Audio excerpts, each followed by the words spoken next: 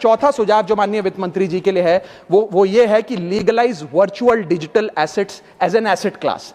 India में अभी sir वैसे ही डी फैक्टो लीगलाइज टैक्सेशन है वर्चुअल डिजिटल एसेट्स, यानी कि crypto currency, stable coin etcetera, क्योंकि अगर उनकी खरीद बेच पर कोई मुनाफा होता है तो 30% फ्लैट इनकम टैक्स लगता है और 1% ट्रांजैक्शन टैक्स जो अपनी वस्तु बेच रहा है उसे सरकार को जमा कराना पड़ता है। But they are somehow not recognised as an asset class.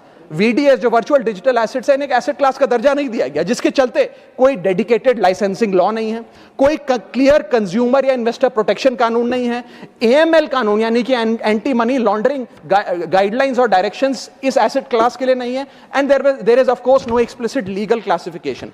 As a result what has happened is that 4.8 lakh crore trade in this virtual digital assets has moved offshore.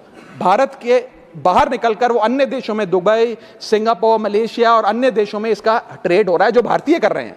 Second thing that has happened is that 73% of India's crypto trading volume in financial year 25 has moved to offshore exchanges.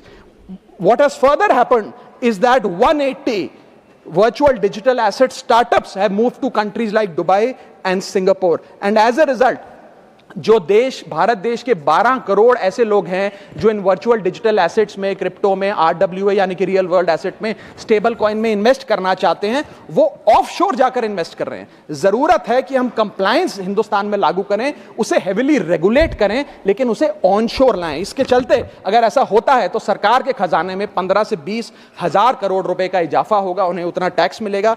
और इसी के साथ साथ मैं सरकार को कहना चाहता हूं that we currently tax these virtual digital assets as if they are legal, but we regulate them as if they are illegal. मेरा सुझाव है कि इसे हेविली रेगुलेट करिए, रिंग फेंस करिए इस इकोसिस्टम को, एएमएल गाइडलाइंस यानी कि एंटी मनी लॉन्ड्रिंग कानून और मजबूत करिए, लेकिन prohibition is not protection, regulation is protection. Thank you so much sir.